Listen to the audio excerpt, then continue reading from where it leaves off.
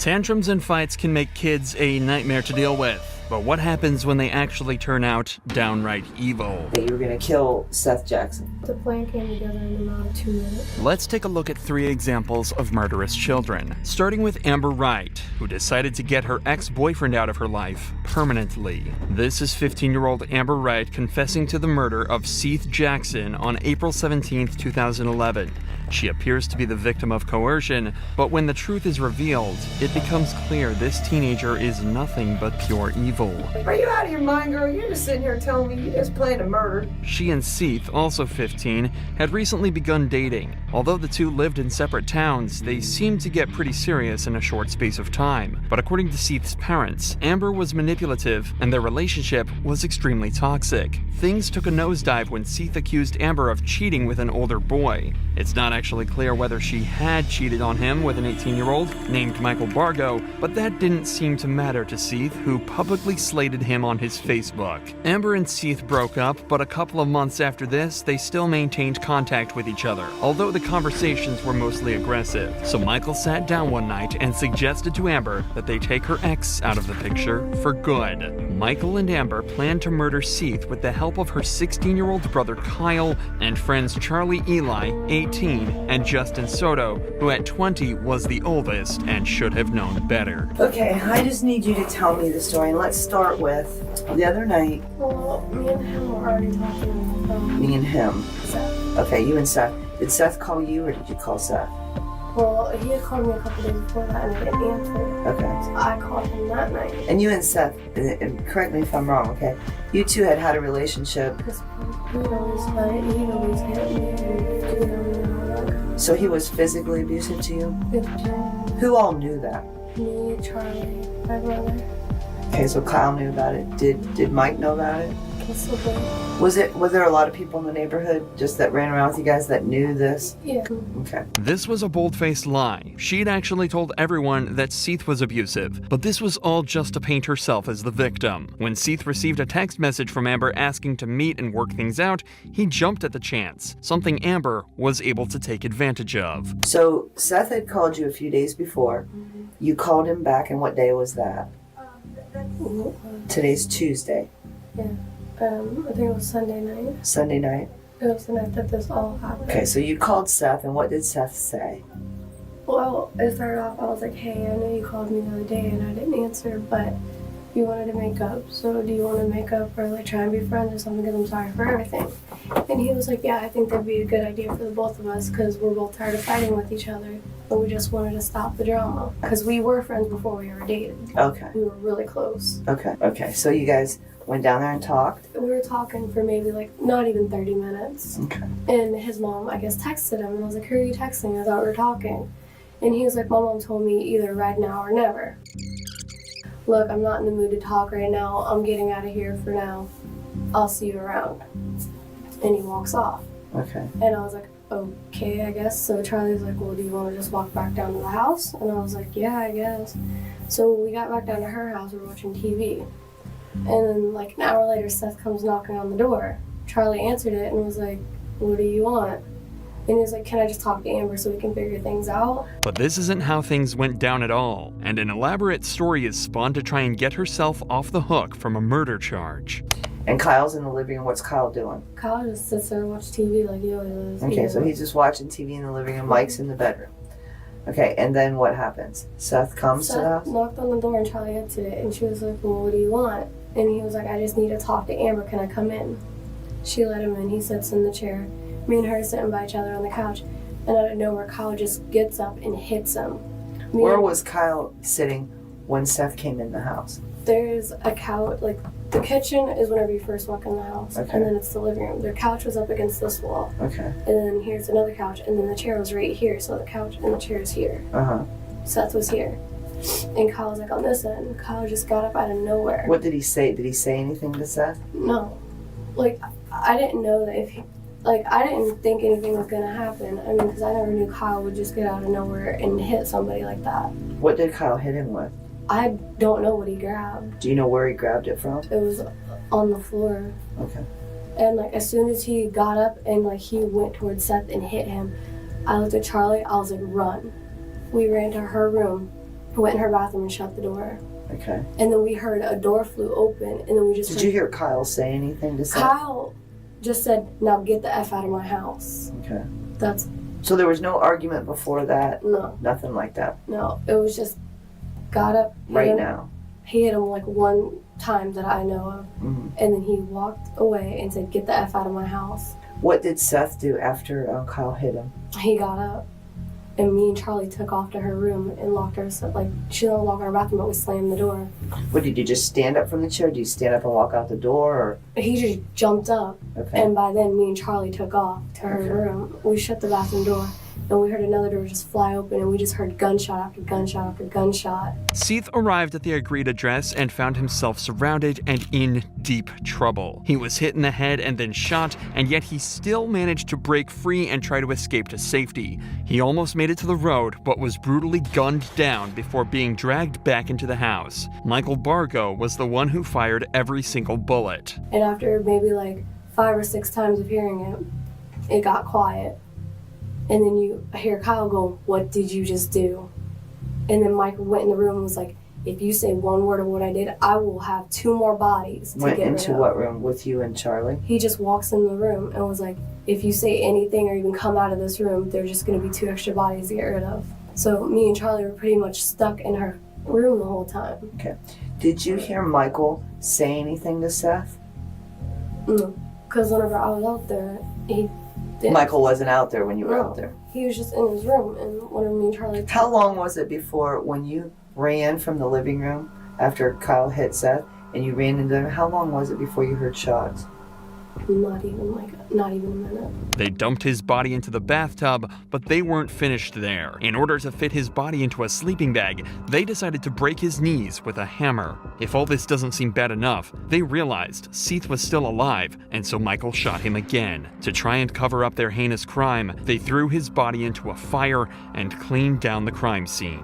Okay. And we just laid there, and we were just talking about how scared we were. She was like, "Should I go out there?" And I was like, "Don't, because what if Mike does actually do something to you?" Okay. So when did you guys finally come out of the room? The next morning, Okay, about what time? we didn't wake up till maybe 11, 12 o'clock. Okay. And what did you do when you came out? We just looked around, and there was nothing around. What was anything different? Oh, it just smelled like pure bleach in the house. That's it. Do you know where the bleach came from? No. You spend a lot of time at Charlie's house? Yeah, like, I stayed the night there a couple nights because my brother lives there. Sure. Have you ever seen bleach around there before? I mean, because I've cleaned the kitchen, Uh-huh. I've rearranged the living room, and I've never seen it. No, not on top of the refrigerator. There wasn't any bleach on top of the The only refrigerator. thing, the cereal's on top of the refrigerator, and then there's like always dishes everywhere and just food. There's never any bleach or cleaning supplies but soap in the house. Okay. So that night you didn't know, you had no idea there was any bleach in the house. No. As far as you were concerned, there hasn't been any in the house. Did you hear anybody leave the house? Mhm. Anybody have a vehicle? No one there has a vehicle. Everybody walks everywhere they go. So it would be unusual to have a couple gallons of bleach at that house. Yeah. I have a problem in trying to find out where the bleach came from. I'm almost thinking, I wonder if Mike went down to his grandmother's. Well, Mike did go to his grandma's that day. His grandmother only lives a few blocks from us. Okay. But that night, when you came, so that would, the bleach had to come from somewhere, but it was at night the bleach had to come because when you guys got up in the morning at 11 or so, Mhm. you smelled bleach. Yeah, like, but after the thing happened at night and we woke up, we walked out in the living room, we looked around the living room to see if we see anything or see. Did you see any blood? No, everything was normal. The only thing different was the kitchen and living room was like a very strong smell of bleach. Okay. Like they tried to clean something up. Okay. Who do you mean when they say they? Like Mike, Okay. I don't know if. Do you know if anybody else was there? No, it was just. Did you us hear four. anybody else come? Mm-mm. Did you hear anybody leave? Did you hear a vehicle? I've heard the door open and close several times, and that's it. The door of the house? Yeah, the front door. Okay. Are you familiar with any paint buckets there? Was there paint buckets? Yeah, she had paint buckets from painting her house. Okay. How big were they? Maybe like this tall. Okay, so they're kind of 5-gallon buckets? Yeah. Okay. Where were they at? they were in the kitchen full of paint. Okay, so they were inside of the house full of paint. Okay, so Because I know every time I'd sweep up the floor, I had to move the bucket so I can get around. Were they there in the morning? Mm-hmm. Do you know where they went? Mm-hmm. There was pretty much nothing left in the kitchen but the dishes and the food. Like everything that was on the floor was gone. Those paint buckets that had gone missing were used to store Seith's ashes before they were dumped. Amber knew this all along. She must have thought she was getting away with murder, but little did she know her brother Kyle had confessed everything in the room next door. And it was all caught on camera. I'm sorry. I'm sorry, buddy. Do you mind if I talk to her again? Okay, I'm gonna bring Kyle in here with you, okay?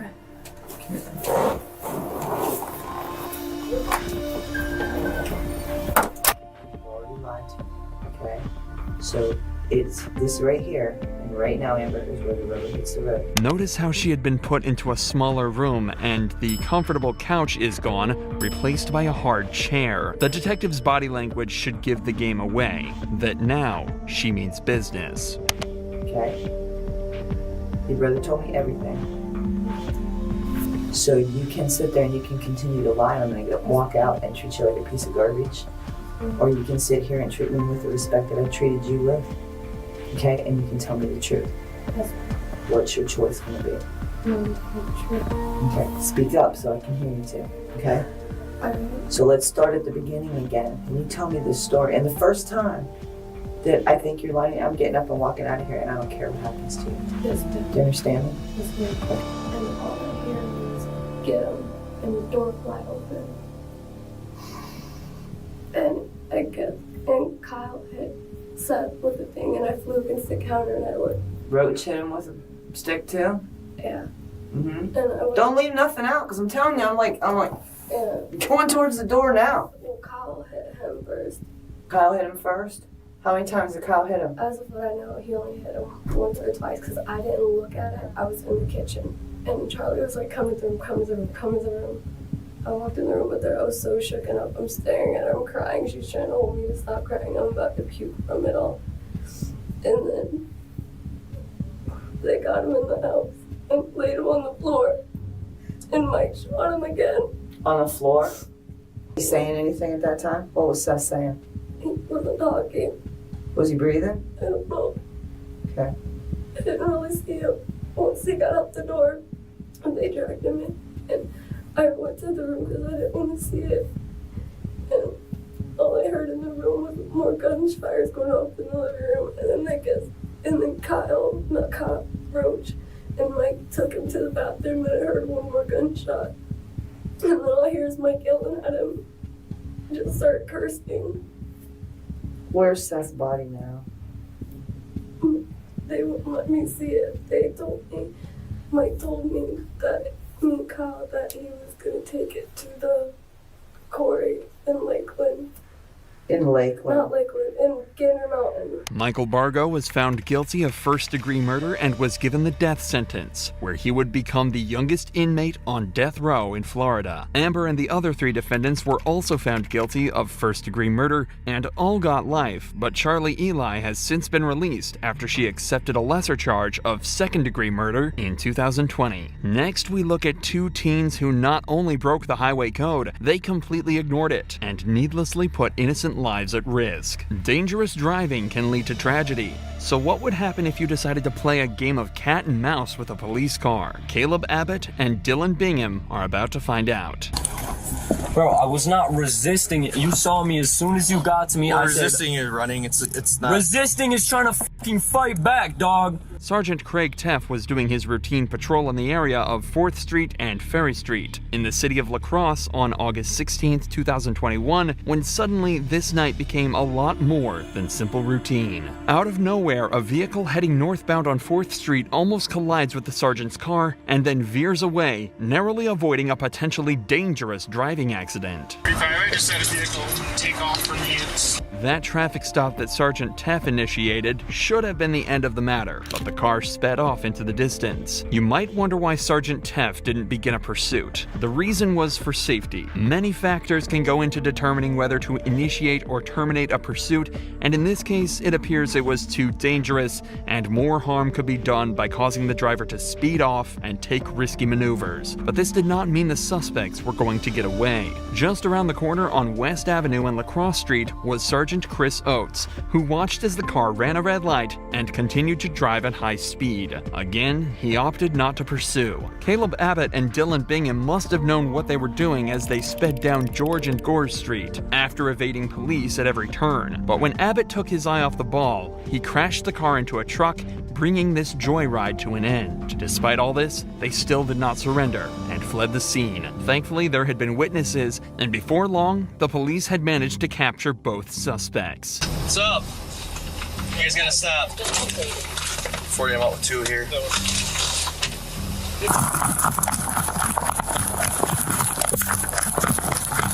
Please stop! Stop. Get on the ground right now. I'll get those. Get on the ground. Get on the ground. No, I don't got nothing on me, bro. Okay, just get on the ground, please. Okay, you alright? I don't got nothing, bro. I was in the passenger seat. I just got scared as Why are you running? I was scared as y'all chasing me. Okay. Put your hands around your back. I don't have nothing on me, officer. I was just scared as shit because he started running. Why is he running? I have no f***ing clue, dog. What's your buddy's name? What buddy? The guy in the blue that ran off. I just know him by Notch. Notch? That's all I know him by. You know Notch. him. Who is No, all I know him by is Notch or Nooch. It's just like an alias. Whose car He was calls that me- you guys were in? His car, he just calls me Currency. Okay. I was just in the passenger seat, dog. I don't even know what the f***'s going on. These teens were in a lot of trouble, as they just lied to police about knowing each other, and when Abbott realized the scope of his situation, he went into a total meltdown. Fucking do anything, dog. What's going on, man? Dude! I don't want you to hurt yourself. Don't be banging. Well, I'm probably fucking gonna. Okay, relax. What? What? Do you think going it's just on? because you're pretty, I'm not gonna fucking see you just like the rest of them? You can bitch me all you want, but you're still gonna have to tell me what's going on. Is your head okay? No, bro, my head's not okay. I wanted to. No, dude, my head not okay. Okay. Okay. Do you need medical attention? Dylan, stop. Take a deep breath. Dude, I'm a disappointment. Take a deep breath. You're not a disappointment. Second, get out of jail. Blow my fucking brains out. Take a deep breath. Keep breathing. Though that wasn't the end of their troubles, as police found a short-barreled shotgun with a pistol grip and a duffel bag at around the same spot that Bingham was hiding, and a taser in the passenger side of the vehicle. So it seems these dangerous drivers might have been out for something more than just burning rubber. So they said that there was a witness, and the witness said that the red sweatshirt, the person carrying the red sweatshirt in the duffel bag was the one driving when they ran. Did this guy have a duffel bag? They said that when this was the only duffel bag. So they said that when officers, when whoever, he had the black duffel bag, so unless they switched while they're running, he said that it's possible that the witness just mixed them up, yeah. So what's going on with the shotgun though? Shotgun. Yeah. What about it? Whose is it? Not in my possession, was it? Nope. Exactly. Okay. Now I'm going to tell you straight up, it's not mine. I've been straightforward with you this whole time. It's not mine. Okay. So obviously we kind of know what's going on, even though we don't know. Like you're not telling us. Yeah, I get that, Yeah. but I'm telling you, it's not mine. Was it in my possession? No, it So- wasn't. It was not my Here's the shotgun. deal, man. If both you guys are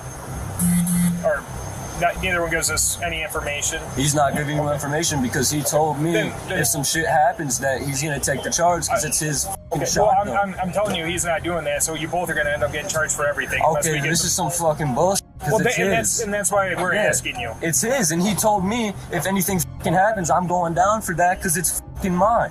Okay. So I'm not going down for that All right. bullshit. He's not taking the fall like he said he would. Abbott was arrested and charged with fleeing an officer, resisting arrest, 3 counts of misdemeanor bail jumping, while Bingham was found guilty of possession of a firearm, possession of an electric weapon, resisting or obstructing an officer, and a probation violation. Oh, it rolled up on you. Bro, I was not resisting it. You saw me as soon as you got to me. You're I resisting, you're running. It's not. Resisting is trying to fucking fight back, dog. I was there and I said, all right, I'm right here, and I put my wallet and my phone on the fucking ground, I'm not talking dog. about that part. Talk about chasing you through the yards. Yeah, because he started fucking running. What was I supposed to do? Just sit there and fucking be scared, bro? It's natural fucking instinct. Fucking God, bro. Considering how deadly the situation could have become, the teens escaped pretty lightly. The same can't be said for this next 12-year-old, who just found out what happens when you take on a bunch of cops. Some kids can be tough to deal with, especially when they don't get their own way, but 12-year-old Isaiah Brown takes things to a whole new level. April 2019, Sacramento police were patrolling near a carnival that was in town when they spotted a security guard struggling to deal with a young man who appeared to be out of control. He was accused of panhandling items on the street and selling merchandise illegally. And when the guard intervened, the suspect became so unruly that the police had no choice but to step in.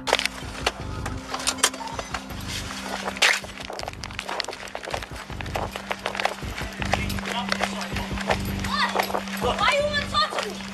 Come here, what do you... Whoa. Turn around, turn around. Turn around, I said. What is I'm under arrest for? Hey, you want to hold me, or...? Yes. What is I'm under arrest for? Hey. Just relax, dude. Hold on, bud. What is I'm under arrest for? Just what relax, I'm under arrest dude. Look, if you resist, it's going to be a problem. Stop resisting and you're going to be a problem. Just relax. What is I'm under arrest for? When Isaiah Brown realized he was actually being arrested, all hell broke loose. No, I'm gonna have to do it. No. Just relax, dude. What's he do? What did I do? He has Tell me that. handling and he's been having people buy shit for him over in the What did I do? Relax, dude. Why does this have to relax? Relax. Hold on. Relax. But this shit is tight. Why did you gotta get this far? Here. Relax, dude. Hey, resist, you're gonna calm down, All right, watch out, bro. Hey, no. All right, watch out. Let me go. We're not letting you, bud. Calm down. He's notorious for being around here, trespassing on the properties. Hey, what is I've been doing nothing. Hey, bud, hey. Hey. You alright? Either He was chasing me all over there. to be Carnival. back to his parents, something. No, you been chasing me, bro. You know that's a goddamn what's your lie. name? What's your name, boss? How old are you, sweetheart? How old are you? Man, what the fuck? That's what I'm trying to find out. Hey. He doesn't, what do you mean if you know, call his friends. You can't do that. Yeah, you can't do this. You What's can't. your name? Hey, Hey, you can't do this. hey. You can't. What's your name and your badge number? Let me go. Let me go. No, I got it. What's your name and your badge? Yeah. Okay, it's and what's your name and badge number, man? Whoa, you're touching me. Stop. You gonna have to. Hey. Yeah, go get him. You can't do this. Go on, gonna have that. Hey. Stop. Hey. Look. I don't care. Let me go. Let me go. Back in the car. No, you're not. I ain't do nothing to you. Remember that. You guys I are ain't do doing nothing this to to a you. minor. It doesn't matter. You guys are doing this to a little ass I don't kid. care. His parents should Charles, be here. 21. Can we go on one? Yes, you're Yes. touching on him like Listen that. to my parents should be here. What is you doing? What the fuck is you doing, bitch? That's fucking it. You spit on me. That's it. Yeah, I spit on your bitch. You heard him right. He just spat at an officer, leaving them with no choice but to take drastic measures. Hey, watch out. Watch out. Don't be choking him like that. What are you doing? We're not choking him. Put your hands off his neck, bro. What are you doing? Stop kicking. Stop. Put your hands off his neck. You can't be doing that shit. Get back, sir. Yo, Back don't up. touch me. Don't touch me. Back up. Don't touch me. Don't touch me. I will arrest you for... Don't touch me. For what? For what? For in my scene, For dude. what? For what? What Back can up. you arrest me for? For what? What can you arrest me for? I don't care. I don't want your bitch ass to get her, bitch. Do something. You're not a cop. Fuck. You're not. Come on, throw him down. Get him on the ground.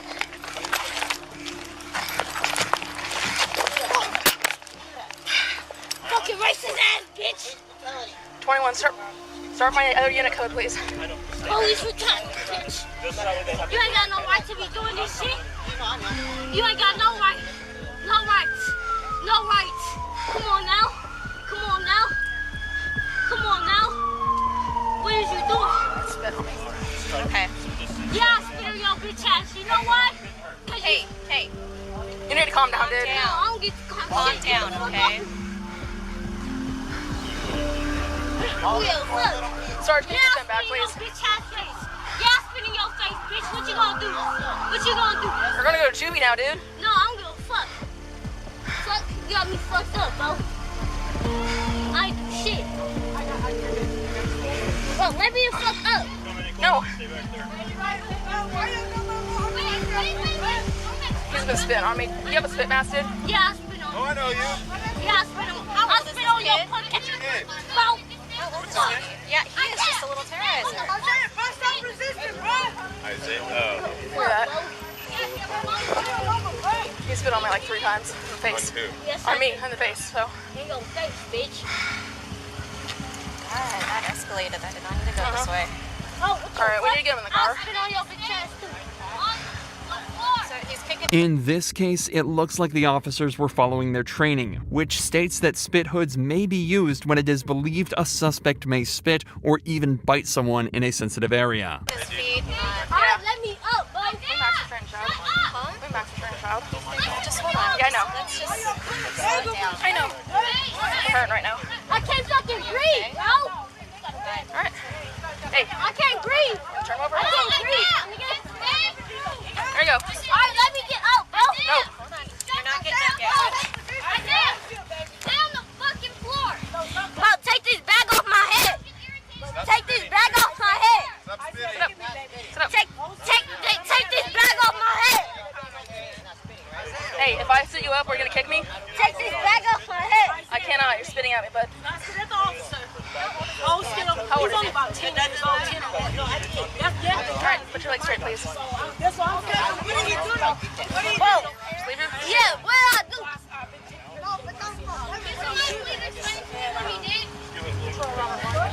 Please back up. Look at me. They are not generally used on suspects this young, but even though he's only 12, Isaiah is fighting his detention every step of the way. Oh, take this bag off my head. Back them up. Hey, just stand right here, bud. Stand right here. Get this bag off my head.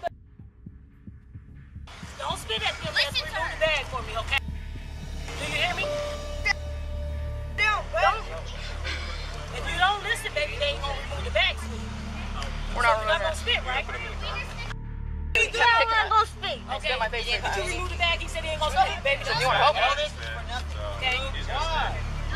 Bro, get the bag off my head. It's not coming off. I don't even know. Don't go see my little sister. Bro, get this bag off my head. Where's my little sister? No, I seen him at the carnival. That's why I was trying to figure out what the hell that was. Hey, buddy, what's your name? My 10-year-old. Are you gonna kick? His attorney, Mark T. Harris, later claimed Isaiah was with a group of adults and children from his neighborhood and was sent to get change for the carnival. Harris, along with community activists, said the use of force was way over the top, but let's face it, that kid was aggressive and did spit at the officers. What else can you expect to happen when you put up a fight like that? But witnesses claim that the officers put the hood on him simply to shut him up. Part of the problem was that Isaiah was born with upper respiratory complications and had problems breathing, although he didn't seem to have problems catching his breath to hurl abuse towards the police. Hang off of his head now, he's not going to spit anymore. I'm not gonna sit like it, bro. Wait, my mom is coming. Come on, we're in the car. I'm gonna get this shit off my head. Come on, have a seat. Alright, let me go. Don't kick Let me. go. Put your Let me go. I will kick your bitch ass in your face. jump on in there, bud. My mom is super wet. Let this bag off my head. Let this bag off my Let this bag Stop, off dude. my Stop. head. Let this bag off my head. Let this bag Sacramento Police Chief Daniel Hahn later told reporters that, "I'm grateful that our officers were willing to proactively intervene when they observed suspicious activity and that nobody was injured during this encounter." The Brown family disagreed, and a lawsuit was filed against the Sacramento Police Department in October 2019, where they were chasing damages of $100,000 in a case that is still ongoing as of November 2023.